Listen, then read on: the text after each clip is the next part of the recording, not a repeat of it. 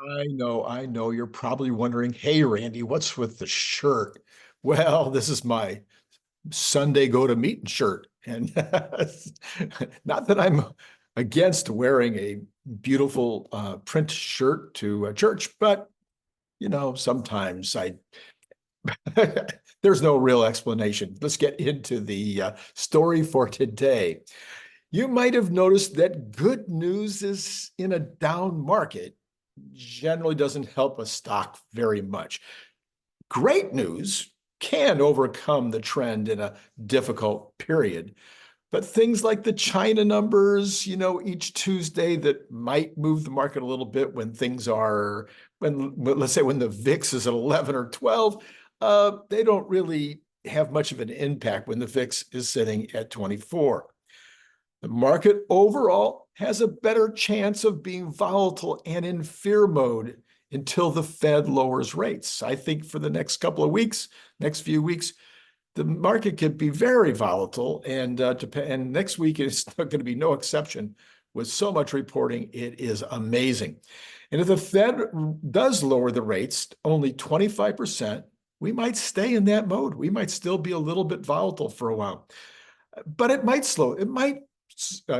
comfort the market a bit.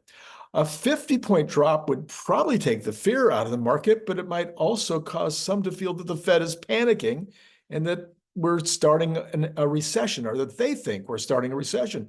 And the market might go to bear status just based on that 50-point drop. We've seen that movie before. It would be more orderly than the current situation with all this, stress and strain. Maybe it would be. You never know, of course, with the market. And of course, there's always specific news about wars, specific news about the election with regard to who's winning and losing, and things of that nature, of course, can all impact the market until we get past the election later in November. Of course, bad news that points to a recession will undoubtedly get us to that bear market that I believe is coming anyway. And also complete the impression for more market watchers that we're already in a recession, or that it's going to be happening really soon. There's a shift in mood among the headlines and among the headline makers that we are in a recession or headed towards a recession. That doesn't mean it's that everybody agrees. There's a very huge difference between those who think there's not a chance in the world and they're painting all kinds of flowery pictures of the economy right now, and those who are much more realistic, like Randy, who really believes that I can see way more stats and way more evidence and way more charts that are showing a recession than not. Well, the opposite is also possible. We could get news, really good news. More inflation numbers at 2% or lower, which would also indicate possibly that we're in recession. More weekly unemployment numbers that are showing stability in the labor market, could even get a better print on September 6th with the regular employment numbers that come out on the first Friday. Maybe those will be way better than expected. I mean, even another 4.3 would be probably seen as good news, and 4.2 would be seen as amazing news and could pop the market really strong. We could also see some kind of turnaround on the manufacturing numbers. That would be a shock, but it would potentially hugely impact the market. And then there's always housing starts and auto sales, which are not looking great at all. Maybe we see some kind of evidence that those are going the other way. All of those things would, potentially say, Randy, you were wrong all along. We're going to have that soft landing after all. Okay, but don't get my analysis wrong. I think the recession will be shallow and short. No one that I know of thinks the next 6 months is going to be great for the economy. So we may really be kind of picking at nits here with regard to whether it's a technical recession or a soft landing. Well, okay, how does all that impact Tesla? But first, this is Randy Kirk. It's time to hit that like thing. It doesn't take a second. Just hit that like button and then subscribe if you haven't done it already, which is shocking. And hit notify, because later today, I think Larry's going to be on. He's putting together a very special report that we talked about the other day on the show. And you're going to be wanted to be reminded about that. And then tonight we have the Monday morning show. And man, it's going to be chock full tonight because next week there's so much reporting taking place. The CPI, the PPI, the National Federation of Independent Business. And that's just the beginning. Anyway, check in later tonight and we'll talk about what to expect coming up next week. Oh, so then also Patreon. It's Patreon time. It's time to join. Go down below in the description below. Come on, guys. Let's do it. You're getting some value out of this show. I know you are, or you wouldn't just keep coming back and back and back. And you can probably afford the $3. All right, Tesla is on the brink of dozens of huge pieces of news that will move Tesla for sure. Up, down, that's, yeah, both. Well, we know the big one is the 1010 meeting, which we assume we will see continued improvement in the drives people are taking as we get closer. If we don't see improvements in the drives between now and 1010, the FOMO may not happen. We're going to need to see people that are going, oh my gosh. I mean, we've already got people talking about it being, like a chauffeur. We're talking about people that don't have any reasons to intercede for mile after mile after mile, for ride after ride after ride, or maybe they have minor reasons and then only the occasional safety reason. So we need the next level now. If we really want to get that FOMO pumping, we need people to go, I'm getting no safety intervention, like none, like one report after another. We have people that are really excited about the fact that there's no intervention. Some, they're just not even having to think about the drive at all. Some things like that. Well, what about other market movers between now and then? Okay, number one, while sophisticated Tesla traders are not as interested in the numbers as they used to be, the rest of the folks still care. So we'll have the weekly China numbers. We'll have the end of the quarter totals around October 2nd. We'll have the total China numbers around October 9, and potentially some kind of breakout numbers on the Cybertruck. We could be getting some, like, oh, we're up to 2,000 a week kind of numbers soon, and that could move the stock. Then on number two, on October 2nd, we will get energy storage numbers, and this could be a big beat. There is more capacity than was shown with the quarter two numbers, even after that huge beat. No, it's possible that it could be higher than that number, even without the Shanghai Megafactory. We can get higher than that 9.2. So that could be a big beat if we really get up to 11 or something like that. Number three, any kind of really major surprise on full self-driving. Possibly there will be a statement, maybe even in the next week or so, maybe in the next couple of weeks. This could move the market, that it's feature complete, that the product is now feature complete. And then maybe there would be reports from people using summon and park and reverse and making Y turns and all this kind of stuff.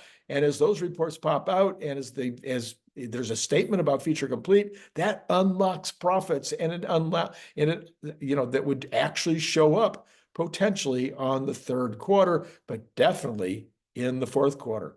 Number four, Cybertruck will end the founder stage sometime this fall. It's going to happen. We already have. It's very, very close to ending now.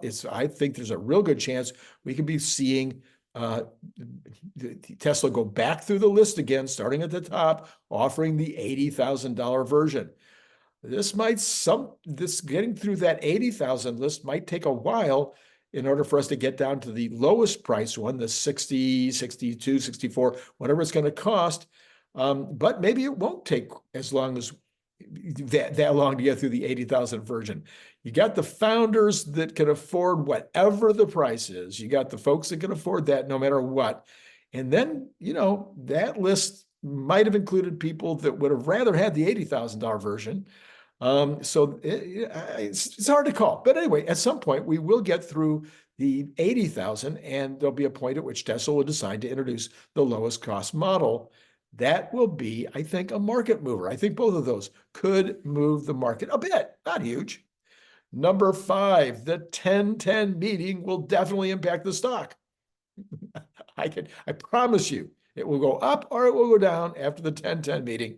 Who knows which way it'll go? It's going to depend on a lot of things, but we've already talked about expectations for that meeting and the kinds of things that will probably drive the stock up and the kinds of things that might be disappointing. Number 6, October will be more than that 10-10 meeting, right? There will also be an earnings report and a call. And of course, there's a possible beat there or a possible miss again. And there's always the excitement, with the call afterwards, which no matter whether the earnings report is good or bad, the call can throw things into a tizzy, and or positivity and good news in the call can cause the stock to go up. That happens infrequently, but it has happened. All right, so that's going to be a definite, catalyst day. Number 7, anywhere along the way, there could be an Optimus video or an announcement of an Optimus or AI day in the future. That would definitely move the stock. Number 8, there could be sightings of the Gen 2.5 vehicle or the Juniper, and those would definitely, if those sightings look good, if they have exciting aspects to them, we could see movement in the stock. Or, potentially they could be, well, that's kind of boring. Never mind. Number 9, we may or may not have a movement in the market from such an announcement, but it would be important, and that is bigger numbers on 4680s. I mean, much bigger numbers, like getting close to, say, 25% or 50% capacity, or maybe even more. There's a chance we could get to 100%, 100, gigawatt hours a year by the end of the year. I think that could move the market. Probably not as much as it should, but it could. All right, number 10, probably won't all these things would probably not move the market either very much, but they should. And that would be that the CATL equipment in Reno might start producing batteries over there, and that would be a very big deal.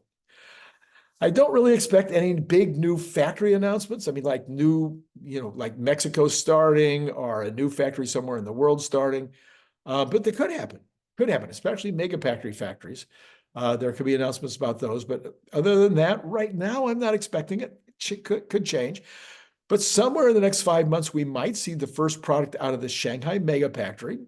And we also might see the first refined lithium coming out of the new Texas refinery. And those would be special and interesting and informative, and we'd love to see it. I don't think it'll move the market that much. All right, that's my list. What did I miss on this beautiful Sunday morning? I don't know. Hope it's beautiful where you are.